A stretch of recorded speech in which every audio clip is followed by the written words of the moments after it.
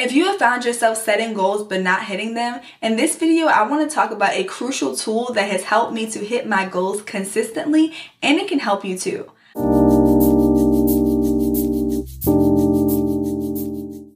So one of the reasons why most people don't reach the goals that they set is because they are out of sight, out of mind.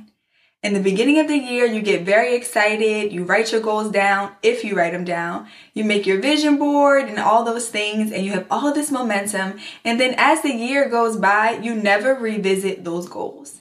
As simple as it may sound, revisiting your goals often is one of the keys to making sure that you are achieving them.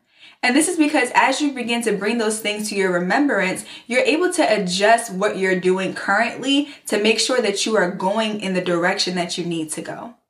So I do this through a process called a monthly audit. But this monthly audit is my process on reviewing everything that I'm doing in my life and making sure that it aligns with my short and long-term goals. I cannot tell you how many years where I would get so ambitious and set these goals, and then at the end of the year, I would try to hurry up and make sure that I'm hitting them because all year I got distracted by the different mundane things that I had to do. We have so many tasks that come up in our day-to-day that can really distract us from hitting our long-term goals because we get so caught up in the present. But you have to find a balance between working in the present and in the future. And the monthly audit is the perfect way to do that. So in this video, I'm going to break down the step-by-step and show you some of the process behind the scenes. I also have a free download that walks you through this process step-by-step so that you can do this in your own time. You can click the link in the description box to get that guide. So the first step to performing a monthly audit is to do what I like to call an empty out session. Now, if you watch my weekly plan with me videos, then you'll know that I do an empty out session every single week. And this is where I'm dumping out all the things and the tasks and the reminders that are in my brain and putting them out on paper. I don't do this in an organized way. This is just literally a chance for me to empty out my mind so that I'm not carrying around a mental to-do list. Now, when I'm doing this on a monthly level, I'm doing this on a higher level overview. So instead of just emptying out daily tasks that I need to do for the week, when I'm doing this on a monthly level, I'm emptying out projects that I want to work on, tasks that haven't gotten done throughout the month that need to be revisited. I'm also writing down any upcoming events that I have going on that month so that I'm getting a higher level overview of what's going on. Now, another difference between my weekly empty out session and then the one that I do for the monthly audit is that I do this in categories. So I have each one of my businesses as their own category and I'll empty out according to that section. I have things in my personal life that I need to reflect on and projects that I want to do. And so I pretty much empty out according to the categories. That way it helps my brain to focus a little bit more because I don't want to get distracted and consumed by the day-to-day things. This is a very high level overview of my goals, projects that need to be finished, milestones, things like that. And I do this because I don't want to get distracted and overwhelmed with all of the information, so I do need to put a little bit more structure as I'm doing that monthly empty out. So once I have a high level overview of all of the different areas and the things that have been pending, the next thing I do is I do the actual audit. And so in the audit, I kind of use it like a SWOT analysis if you're familiar with that business language. So once I start the audit section, what I do is I'll actually draw like a 4-section grid, and you can do this on a whiteboard, which allows for more space, or you can do it on a sheet of paper if you prefer. But I like the whiteboard because it just gives me a chance to see everything at once. And I'll just draw 4 different sections. And in the first section, I'll write what is working well. And in that section, I basically write out all the things in my current routine and habits that are working well in each one of those categories. For example, in the business category, I wrote down that a lot of my systems and routines that I set up were performing well and allowing me to get a lot of things done. So things like that go in the first category. In the second category, I write down what's not working well. So these are areas that I have been struggling with that have prevented me from reaching my goals. So these are things like inconsistent sleep schedule was one of the things that was preventing me from showing up in the personal category of my life in my health and fitness journey. So I'll write things like that.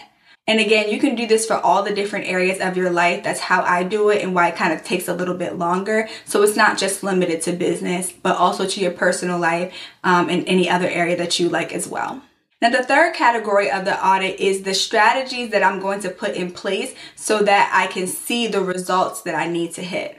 And so in this section, I am looking at the top section to see what's working well, what I'm going to keep, and what I'm going to stop doing. And then I'm also keeping in mind the empty out section of the projects and the tasks that I need to kind of incorporate to hit my goals. So in that quadrant where I'm saying the strategies, I'm literally putting all those things together and starting to solve a lot of the problems that I was hitting in that second section of what's not working well.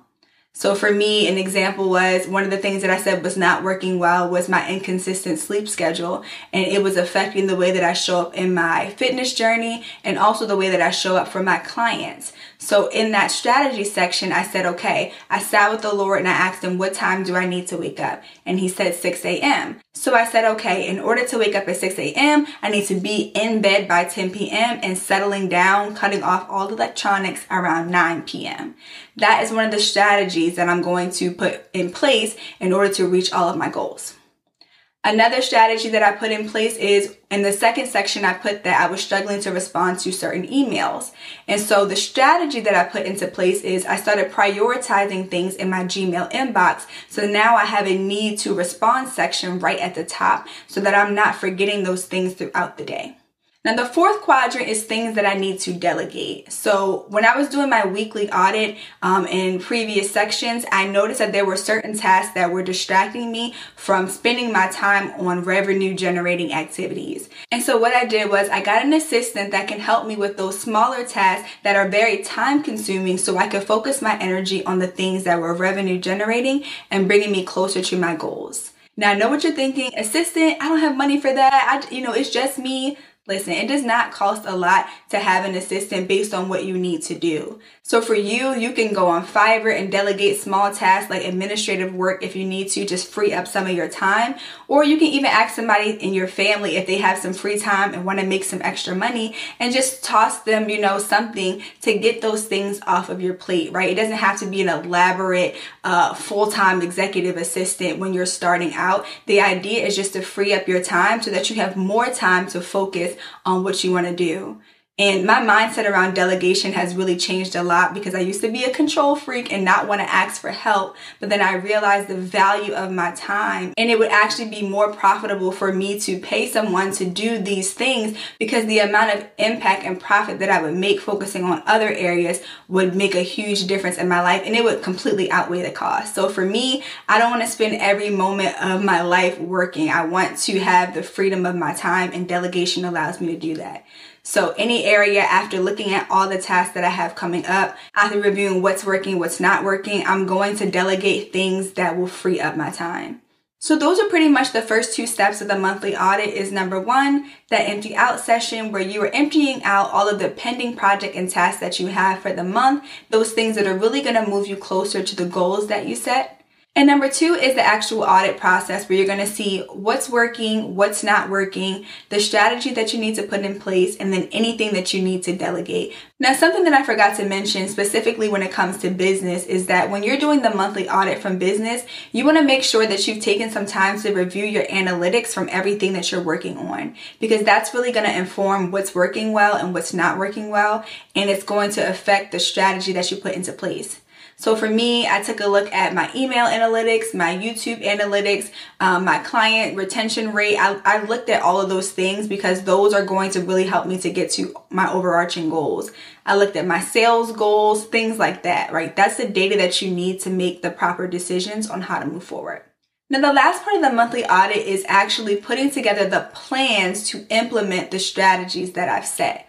So if you remember in that monthly audit, in that bottom left quadrant is where I talked about the strategies. Now that was from a very high level overview, but sometimes the strategies that I set in place require multiple steps, and I have to figure out how I'm going to work through those things, right? Or I need to figure out the micro steps that go in between that. That is where the bulk of my time is spent, is actually creating an execution plan to put those things into place.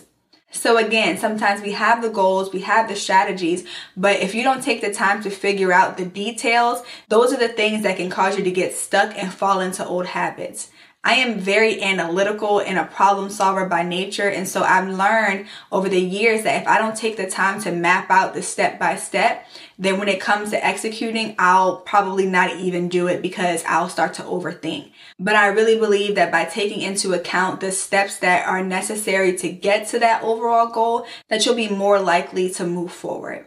So this pretty much wraps up how I do my monthly audit. Again, how you do it will be custom for you in the categories of your life, but this has been so crucial in making sure that I have time to adjust any of the behaviors or the habits that I have now instead of waiting till the end of the year and then I'm rushing trying to hit all my goals.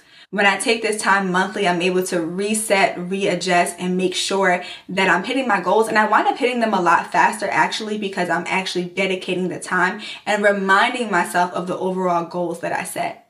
So again, if you're looking to be consistent and hit your goals, a monthly audit will be a huge benefit to you. And it probably takes me about an hour and a half to 2 hours, which may seem like a lot of time. But again, if you think about how much time you're wasting on a day-to-day on things that are not bringing you closer to your goals, then you'll make the time to actually do this monthly audit and see the results.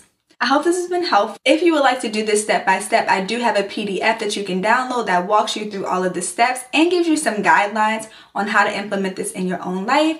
Again, you can click the link in the description box to get that, and I will talk to you guys on the next video.